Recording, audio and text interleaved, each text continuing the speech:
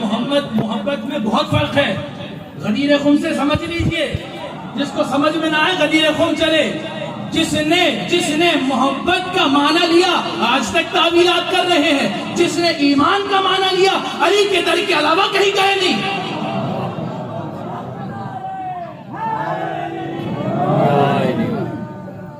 نعرہ تکبیر, نعرہ رسالت, نعرہ حیدری, پر محمد و آل محمد بلند صلوات. محبت اور ایمان میں بہت فرق ہے. اسی لیے پروردگار عالم نے ادنا درجہ, اگر محبت کی بھی دعوت آ رہا, اگر یہ کہتے ہو کہ محبت ہے تو اتباع کرو محمد کی, میرے رسول کی اتباع کرو. اچھا یہاں پہ بیان کر دوں, قبلہ بیٹھے ہیں, اصلاح فرمائیں گے. اتباع میں اور اطاعت میں بہت فرق ہے. اتباع میں اور اطاعت میں بہت فرق ہے. معمولی سا فرق بتا کے آگے بڑھوں. اتباع کہتے ہیں جیسا کہا جائے ویسے کرو, جیسا کہا جائے ویسے کرنا.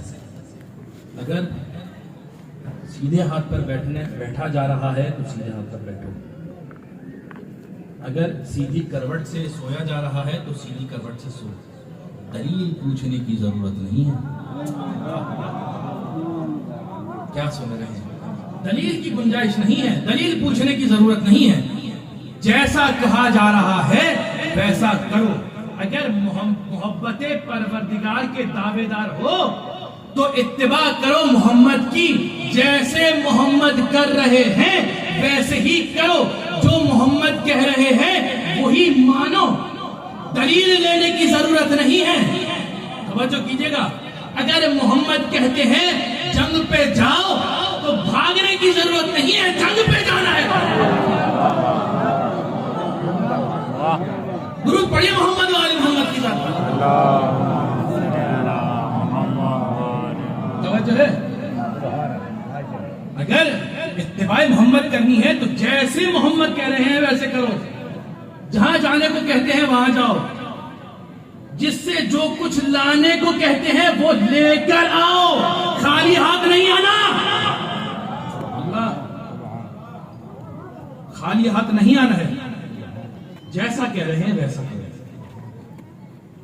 اگر محمد کہتے ہیں سو جاؤ تو سو جاؤ.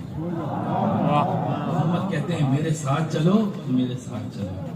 محمد کہتے ہیں ہونے کی ضرورت نہیں ہے, خاموش ہو جاؤ. رونے کی ضرورت نہیں ہے, خاموش ہو جاؤ. خاموش ہونے میں مصلحت پروردگار ہے. اگر روتے رہو گے تو مصلحت کی مخالفت کرو گے. توجہ کیجئے گا بھائی. دیکھیے پھر اتباع ہے. اتباع محمد کو پروردگار عالم نے اپنی محبت کا صلہ رکھا ہے تو یہ اس کا صلہ بھی پھر پروردگار سے مطلوب ہے. اس اتباع محمد کی جزا بھی پروردگار سے مطلوب ہونی چاہیے. پروردگار دے گا. دیکھیے نا بہت فرق آتا ہے بھائی. جس نے اتباع محمد کی, جو میدان چھوڑ کر بھاگ گئے وہ آج تک فرار کہلا رہے ہیں, اور جس نے اتباع محمد کی, جو میدان میں ڈٹا رہا, پروردگار نے کائنات میں کرار مشہور کر دیا ہے. نعرہ حیدری.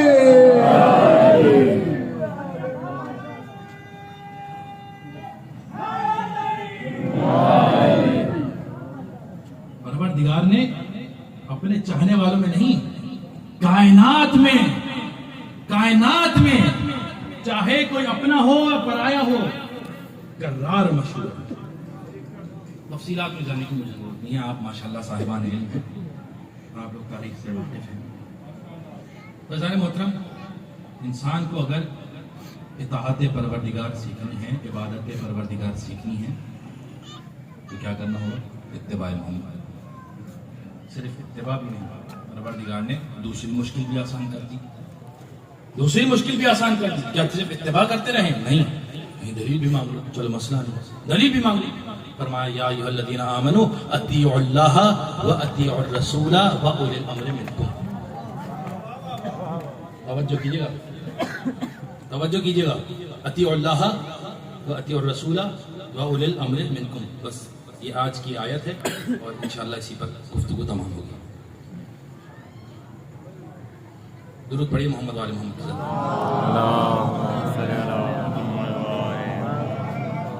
نظر سید الشہداء کے حوالے سے چند افراد آپ کے سامنے آئیں گے. بس بے استطاعت نظر سید الشہداء کا مطالبہ. عزیزوں، پروردگار نے کیا فرمایا؟ یا ایھا الذین آمنوا اطیعوا اللہ واطیعوا الرسول واولی الامر منکم.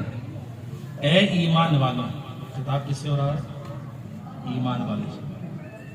ایمان والوں سے، وہ کہ جو ایمان لے آئے. توجہ کیجئے گا، وہ کہ جو ایمان لے آئے، دائرہ ایمان میں داخل ہو گئے، مومن کہلاتے ہیں، ان سے خطاب ہو رہا ہے. پروردگار کیا کہہ رہا ہے؟ اطاعت کرو تم لوگ، اے ایمان والوں تم لوگ اطاعت کرو اللہ کی. بابا سے بلند درود پڑھیے محمد علیہ.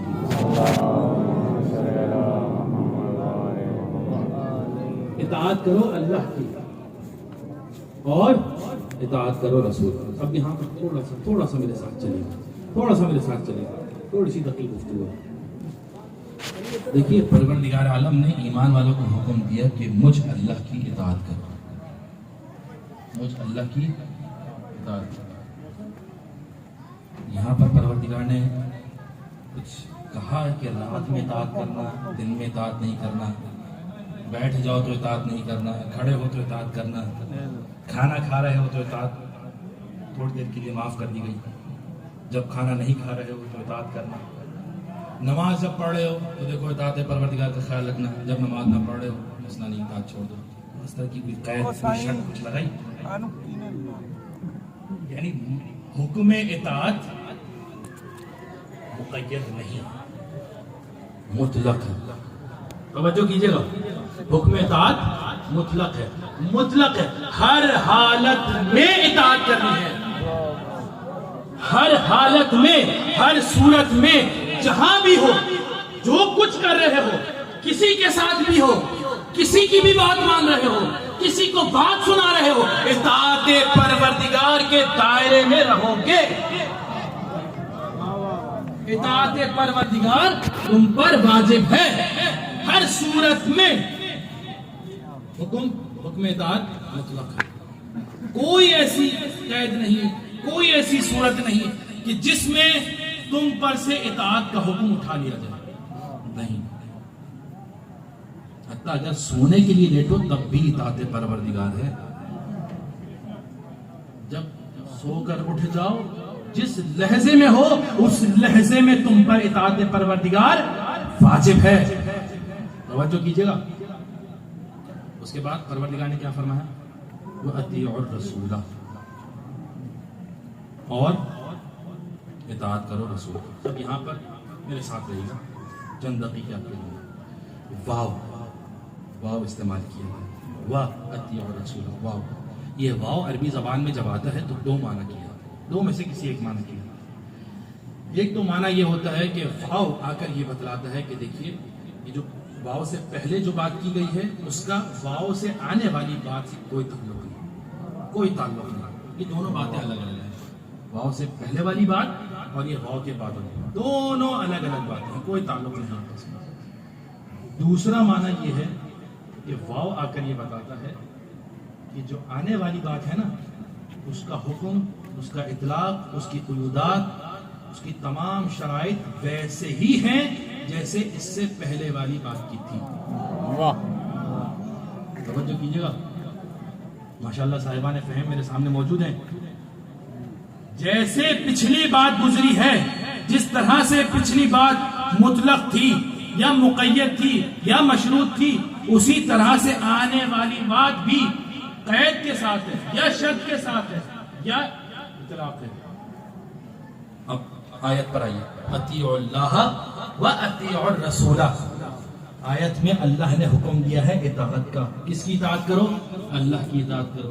پھر واو استعمال کیا واطیعوا الرسول. دوبارہ بعد میں کیا کہا؟ اور رسول کی اطاعت کرو. دونوں حصوں میں حکم اطاعت دیا جا رہا ہے، یعنی دونوں باتیں آپس میں مربوط ہیں. दोनों बातें आपस में मरबूत हैं, फर्क नहीं है। इसका मतलब परवरदिगार ये बतला रहा है कि देखो जिस तरह मेरी इताअत तुम पर वाजिब थी, उसी तरह मेरे रसूल की इताअत तुम पर वाजिब है। तवज्जो कीजिएगा, जिस तरह से मेरी इताअत हर सूरत में वाजिब थी, हर जगह वाजिब थी, जहां भी हो मेरी इताअत तुम पर वाजिब थी, जो कुछ कर रहे हो मेरी इताअत तुम पर वाजिब थी, किसी के साथ भी हो मेरी इताअत तुम पर वाजिब थी, इसी तरह मेरे रसूल की इताअत हर सूरत में, हर लहजे में, हर जगह पे, हर मकान में, हर जमान में मेरे रसूल मोहम्मद की इताअत तुम पर वाजिब है। दुरूद पढ़िए। या रसूल अल्लाह। दुरूद पढ़िए मोहम्मद वाले मोहम्मद। अल्लाहुम्मा सल्ली अला मुहम्मद व आले मुहम्मद। जिस तरह अल्लाह की इताअत बगैर किसी शक, बगैर किसी कैद, उसी तरह रसूल की इताअत, तवज्जो है ज़रा मोहतरम, मेरे रसूल की इताअत भी तुम पर बगैर किसी कैद, बगैर शर्त के, जिस हालत में हो, जो कुछ कर रहे हो, किसी के साथ भी हो, कहीं पे भी हो, दुनिया के किसी भी कोने में हो, तुम पर मेरे रसूल की इताअत वाजिब है, तुम पर मेरे रसूल की इताअत वाजिब है। बात यहाँ तक है जी जानी मोहतरम, अल्लाह ने अपनी इताअत के जैसे रसूल की इताअत को करार दिया। जिस तरह अपनी इताअत का वजूब बयान किया, जिस तरह अपनी इताअत वाजिब की, उसी तरह रसूल की इताअत वाजिब की। अल्लाह मासूम है, क्या अल्लाह से खता मुमकिन है? क्या अल्लाह से कोई सरजिश मुमकिन है? और अगर अल्लाह अपनी इताअत के मुतरादिफ, अपनी इताअत के जैसे अपने हबीब की इताअत करा दे रहा है, तो कैसे मुमकिन है कि उसका हबीब गुनाहगार हो? तवज्जो कीजिएगा, तवज्जो कीजिएगा। अगर अल्लाह ने अपनी इताअत जैसे रसूल की इताअत रखी है, इसका मतलब ये है परवरदिगार ये बतला रहा है कि देखो मेरा रसूल हर लग़्ज़िश से, हर खता से, हर किस्म की बुराई से पाक है, जिस तरह मैं पाक था, जिस तरह मैं पाक हूं। तवज्जो कीजिएगा, हर बुराई से मेरा रसूल पाक है। क्यों? क्योंकि मैं इस आयत के जरिए ये बोल रहा हूं, ये बता रहा हूं कि रसूल की इताअत कर लो, गोया मेरी इताअत कर ली। रसूल की, मेरे हबीब की इताअत करो, गोया मेरी इताअत कर ली। रसूल की इताअत अगर अल्लाह के इताअत के बराबर है, तो अगर रसूल गुनाहगार थे, अगर रसूल खताकार थे, तो क्या खताकार की इताअत अल्लाह की इताअत जैसी होगी? तवज्जो कीजिएगा, लम्हा फिक्रिया है। क्या खताकार की इताअत अल्लाह की इताअत की जैसे होगी? चलिए फर्ज कर लिया, एक लम्हे को यहाँ रखिए, फर्ज कर लिया, हो सकती है कोई खता होगा, हो सकता है कोई लग़्ज़िश हो जाए, कोई तर्क औला चले, मान लीजिए रसूल से हो सकता था, फर्ज कर लिया, फर्ज। परवरदिगार ने कोई क़ैद बयान की, कोई शर्त लगाई कि रसूल की इताअत कब करनी है, कब नहीं करनी, कोई भी क़ैद बयान की। जब कोई क़ैद बयान नहीं की, तो इसका मतलब अल्लाह ये कह रहा है कि हर सूरत में रसूल की इताअत करनी है। तवज्जो है, जब कोई क़ैद बयान नहीं की, कोई शर्त बयान नहीं की, कोई इस्तिस्ना लेकर नहीं आया, तो इसका मतलब अल्लाह क्या कह रहा है? हर सूरत में रसूल की इताअत करो। और अगर ये फर्ज कर लिया जाए कि रसूल खताकार थे, तो इसका मतलब अल्लाह ये कह रहा है कि रसूल अगर खता करे तो उसकी खता में भी इताअत करो, रसूल अगर गुनाह करे नाउज़ु बिल्लाह तो उसके गुनाह में भी इताअत करो। तवज्जो कीजिएगा, अगर रसूल खता करे, रसूल कोई गुनाह करे, तो अल्लाह के कौल के मुताबिक रसूल के गुनाह में भी उसकी इताअत करो, रसूल की खता में भी इसकी इताअत करो। और अगर किसी गुनहगार नबी की इताअत कराना मकसूद था, अगर अल्लाह का इरादा किसी खताकार नबी की इताअत करवाना था, उसके ज़रिए से अपनी बंदगी करवाना था, उसके ज़रिए से इबादत का ढंग सिखाना था, तो अल्लाह से दस्तबरदस्ता गुजारिश करते हैं, परवरदिगार ए खालिक कायनात, ए खालिक दो जहां, अगर तेरी इताअत किसी गुनहगार शख्स के ज़रिए मुमकिन थी, तवज्जो कीजिएगा, اگر تیری بندگی کسی بھی گناہگار نبی کے ذریعے، کسی گناہگار شخص کے ذریعے ممکن تھی، تیری اطاعت ہو سکتی تھی، تو پروردگار 1,24,000 انبیاء بھیجنے کی ضرورت کیا تھی؟ 1,24,000 انبیاء، اتنی کتابیں، اتنے صحیفے جو انبیاء بھیجے، انہیں مصیبتوں میں مبتلا کیا، امتحان سے گزارا، مشقت میں مبتلا کیا، کیوں؟ کیا ضرورت تھی؟ کسی تیرے بندے میں سے کسی کم گناہگار کو دیکھتے اس کی اطاعت کر لیتے۔ توجہ کیجئے گا، تیرے بندوں میں، تیرے مخلوق میں کسی کم گناہگار کو دیکھتے، اپنے سے کم گناہگار کو دیکھ لیتے، اس کا تعین کرتے، اجماع کر لیتے، توجہ، اور اس کی اطاعت کر لیتے، اس کی اطاعت کر لیتے۔ کیا تھا اتنے سلسلہ نبوت، سلسلہ ہدایت، کیا ضرورت تھی؟ عجب نہیں خالق دو جہاں کا جواب آئے کہ دیکھو تمہیں پیدا کیا ہے اپنی بندگی کرانے کے لیے، بندگی کا مقصد ہے تمہیں کمال تک لے جانا، توجہ، تمہیں کمال تک لے جانا، اور کمال تک وہی لے جا سکتا ہے جو خود باکمال ہو، جو خود باکمال ہو، جو کمال پر فائز ہو۔ کسی عام خطا کار گناہگار شخص کی یہ اوقات نہیں، اس کی یہ حیثیت نہیں کہ تمہیں کمال پر لے کر جائے۔ اسی لیے خبردار، کسی نبی کی جگہ پر کسی خطا کار کو بٹھلا کر اسے علم ہدایت دے کر یہ نہ سمجھنا کہ تمہارا ہادی ہے، بلکہ ہادی صرف اللہ کی جانب سے ہے۔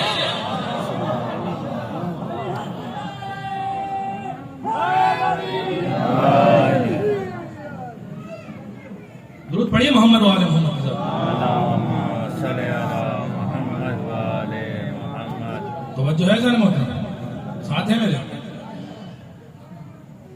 کمال پر لے جانا مقصود ہے، کمال عطا کرنا ہے، انسان کو انسان کامل بنانا ہے، انسان کو اشرف المخلوقات بنانا ہے،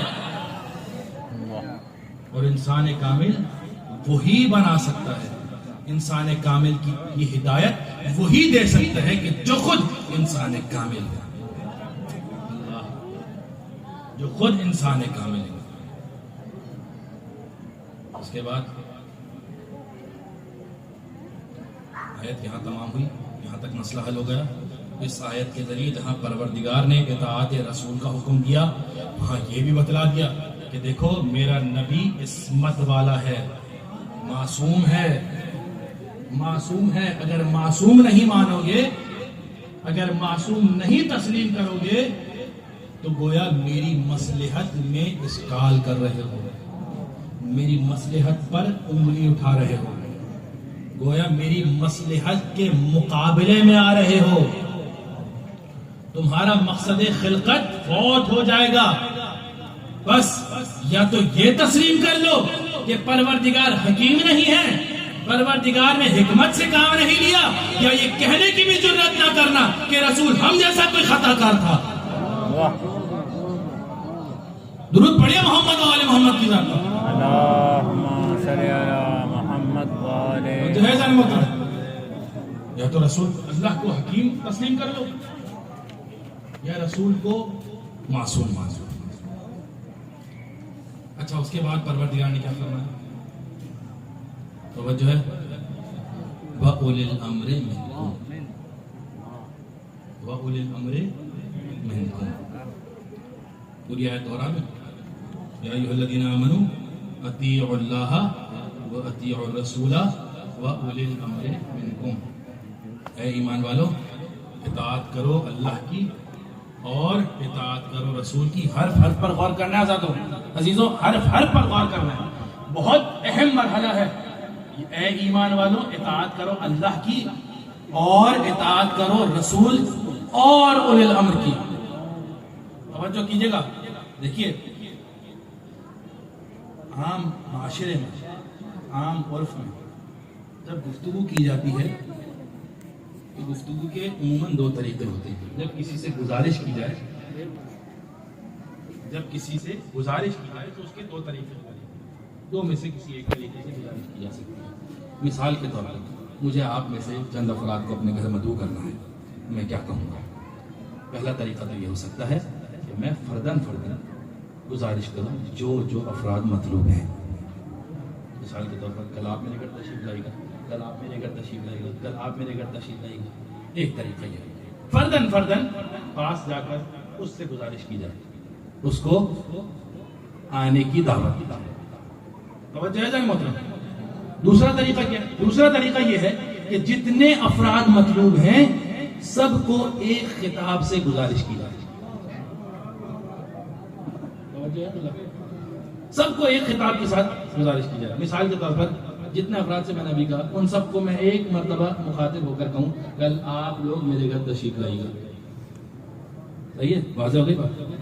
پروردگار عالم نے کیا اسلوب اختیار کیا. توجہ, یا ایھا الذین آمنوا اطیعوا اللہ واطیعوا الرسول واولی الامر منکم. لفظ اطاعت جس سے اطاعت کا حکم دیا جائے وہ کتنی مرتبہ استعمال کیا؟ اطیعوا. کتنی مرتبہ استعمال کیا؟ 2 مرتبہ. اطیعوا اللہ واطیعوا الرسول واولی الامر منکم. اور کتنے افراد کی اطاعت مطلوب ہے؟ 3. اللہ, اس کا رسول اور اولی الامر. صیغہ اطیعوا کس نے استعمال کیا؟ 2 دفعہ. کتنے افراد کی اطاعت مطلوب ہے؟ 3 افراد کی.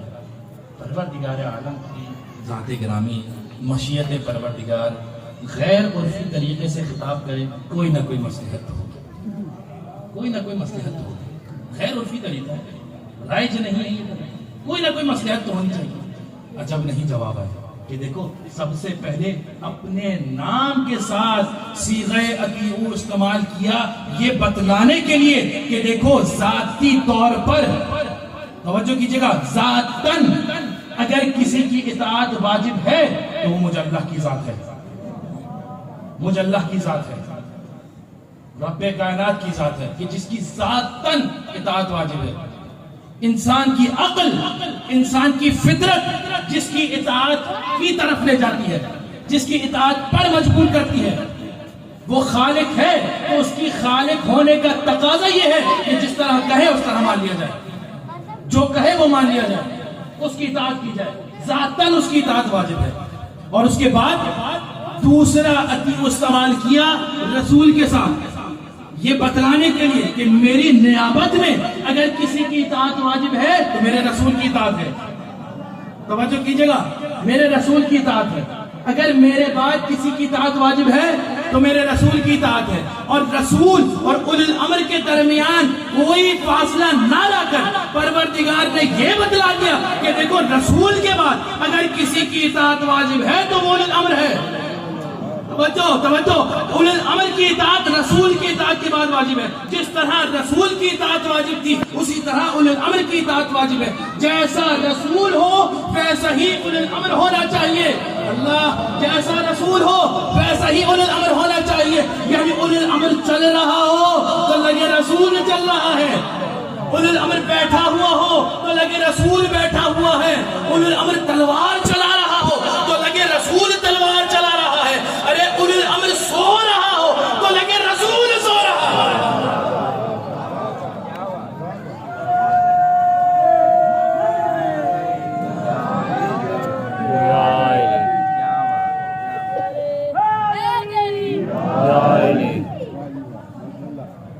توجہ ہے, کوئی فاصلہ نہیں ہے. رسول اور اولی الامر کے بیان میں کوئی فاصلہ نہیں ہے.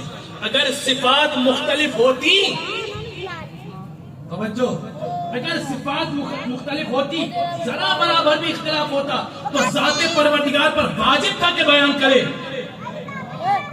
ذات پروردگار پر واجب تھا کہ اس صفت کو بیان کرے, کم سے کم اس صفت کو بیان کرے جس صفت کا حامل اولی الامر نہیں ہونا چاہیے. توجہ, پروردگار نے کوئی قید نہیں لگا. جس طرح رسول کی اطاعت مطلق تھی, جس طرح رسول کی اطاعت بغیر کسی شرط کے تھی, اسی طرح اولی الامر کی اطاعت بغیر کسی شرط کے. یعنی جیسی صفات رسول میں ہو ویسی ہی صفات اولی الامر میں ہونا چاہیے. بعین ہی ویسی ہی صفات اولی الامر میں ہونی چاہیے.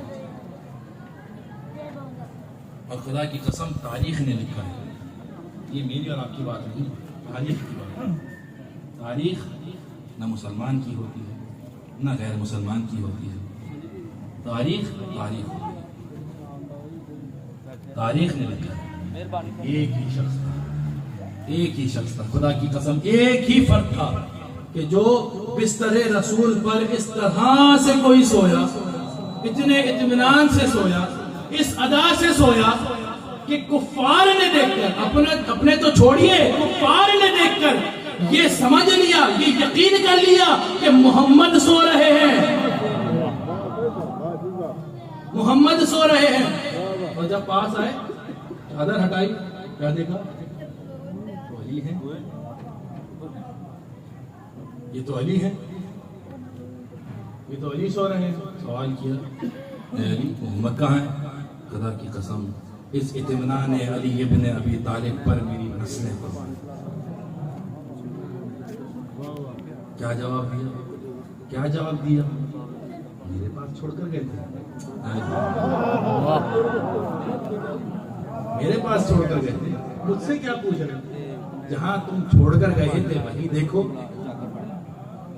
اور خدا کی قسم یہ سونا تھا علی ابن ابی طالب کا، یہ سونا تھا اس ہستی کا کہ جو ہر رات 1000 رکعات کھڑے ہو کر پڑھا کرتا تھا، جس نے سورج کو دیکھ کر یہ کہا تھا، اے سورج گواہ رہنا، تو نے کبھی علی کو سوتے ہوئے نہیں دیکھا۔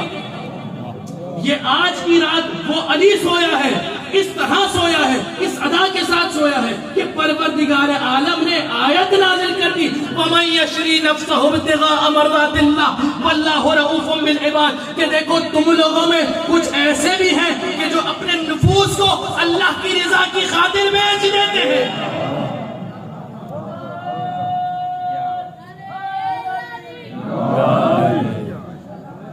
اس ادا سے علی ابن ابی طالب سویا، کچھ بیچا گیا یہاں پر؟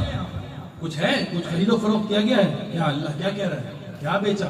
کس نے بیچا؟ کچھ بھی نہیں۔ پروردگار یہاں پر کچھ بھی نہیں، کوئی مال و دولت ملا، کسی کو کوئی متاع ملا، کچھ ملا، کچھ بھی نہیں۔ پھر کیا بیچا گیا، کیا خریدا گیا؟ خدا کی قسم یہ سونا تھا علی کا جو اللہ کو اس طرح پسند آیا کہ اللہ کہہ رہا ہے کہ اے علی میری ساری رضائیں لے لے، بس آج کی رات کا سونا مجھے، بس آج کی رات کا سونا۔ ملائکہ سے دیکھو، ہے تم میں سے کوئی جو اس طرح اپنے بھائی پر فدا ہونے کے لیے تیار ہے، جو اس طرح سے اپنے بھائی کے لیے قربانی دینے کے لیے تیار ہے؟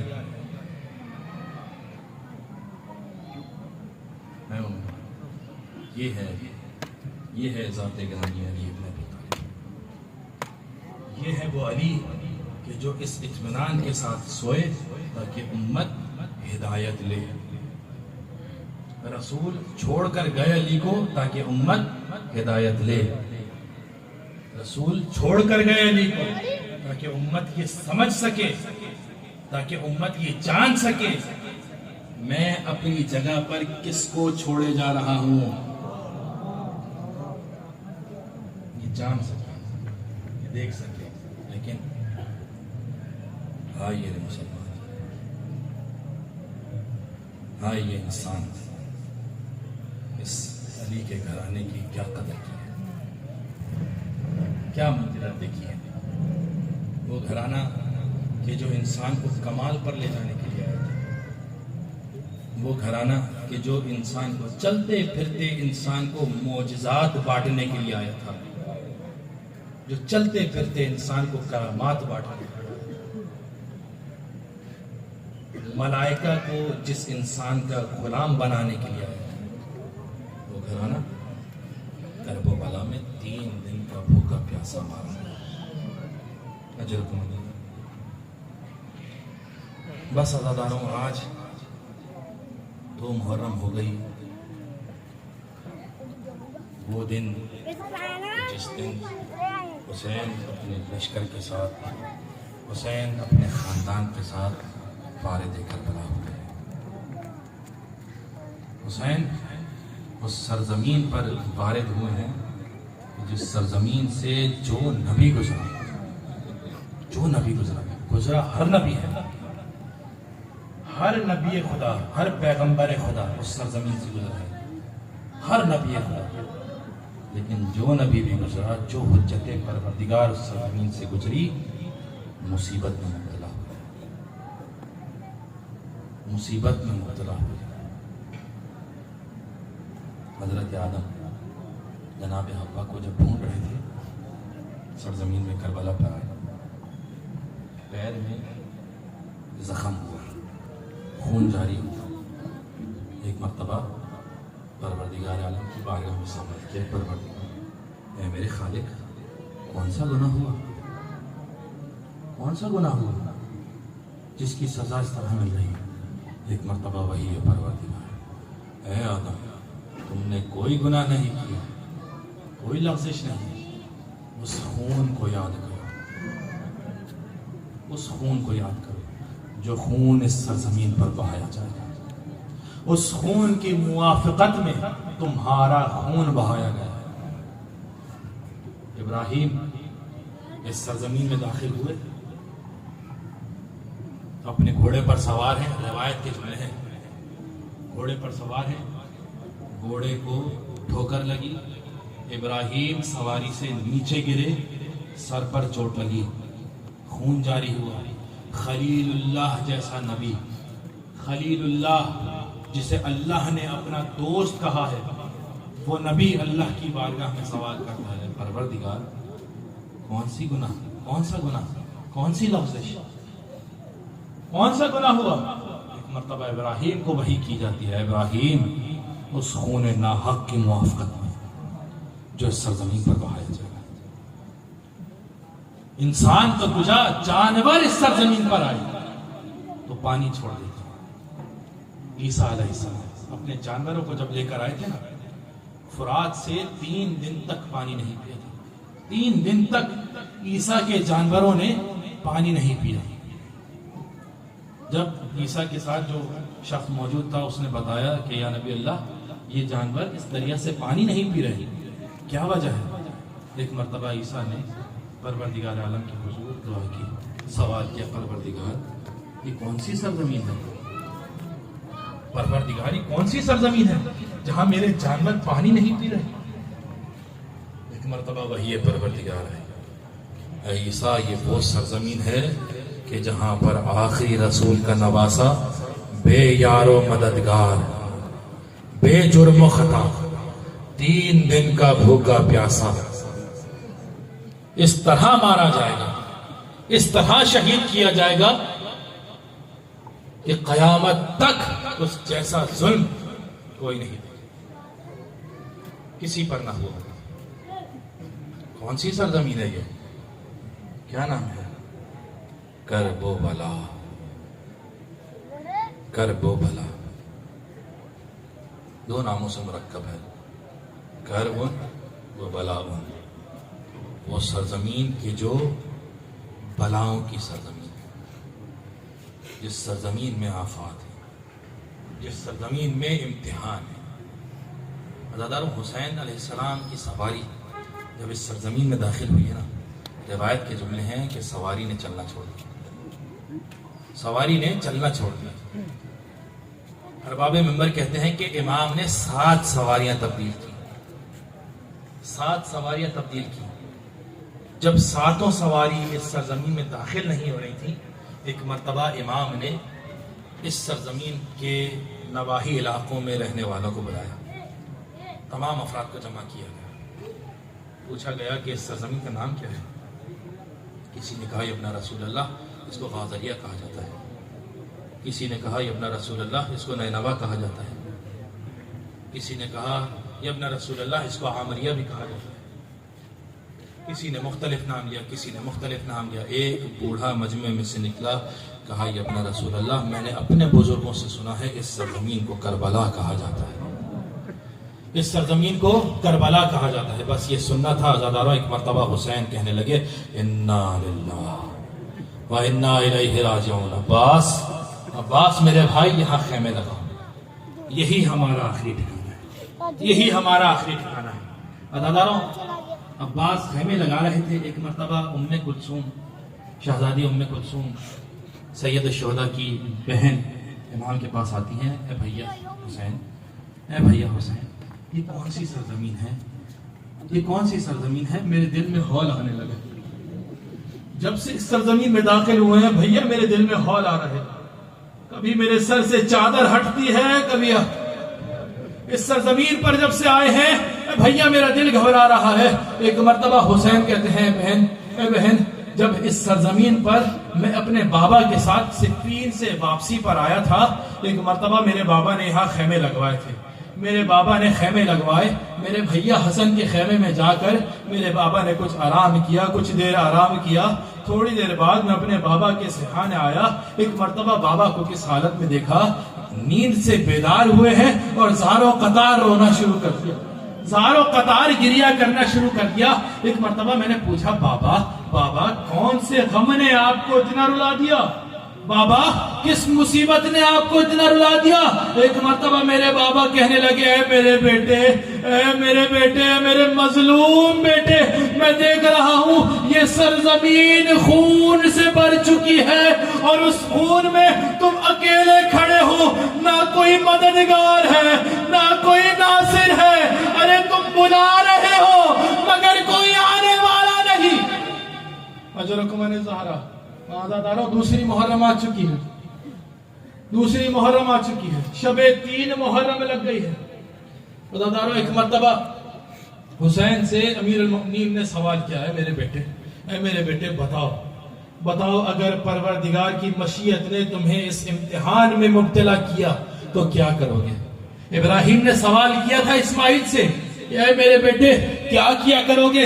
اسماعیل نے جواب دیا، اے بابا آپ اپنے خواب پر عمل کیجئے، مجھے صابر پائیں گے۔ حسین کہتے ہیں اے بابا آپ نہیں ہوں گے، میری ماں بھی نہیں ہوگی، میرا بھائی نہیں ہوگا، میرے نانا بھی نہیں ہوں گے، کوئی ناصر و مددگار نہیں ہوگا، بابا اکیلا حسین صبر کرنے والا، اے بابا اکیلا حسین اللہ کی بارگاہ میں صابر بن کے جائے گا۔ اجرکم من زہرا اجرکم من اللہ۔ عزاداروں ایک مرتبہ حسین علیہ السلام نے تمام خیمے لگوائے، اسی مقام پر دوسری طرف ہر کا لشکر رکا ہوا تھا، ہر کا لشکر بھی کربلا میں آ کر رکا۔ ایک مرتبہ جب امام نے ہر کے لشکر کو دیکھا، خدا کی قسم کریمیت سید الشہداء عباس سے کہنے لگے، اے عباس اے میرے بھائی یہ دیکھو لشکر پیاسا ہے، اے میرے بھائی بس آخری جملے عزاداروں آپ کی زحمت ہے تمام، اے میرے بھائی یہ دیکھو لشکر پیاسا ہے۔ ایک مرتبہ عباس نے مشکیزوں کے منہ کھول دیے، لشکر سیراب ہو گیا۔ امام کہنے لگے عباس میرے بھائی ان کی سواریاں بھی پیاسی ہیں، ان کے جانور بھی پیاسے ہیں، عباس ان کو ان کے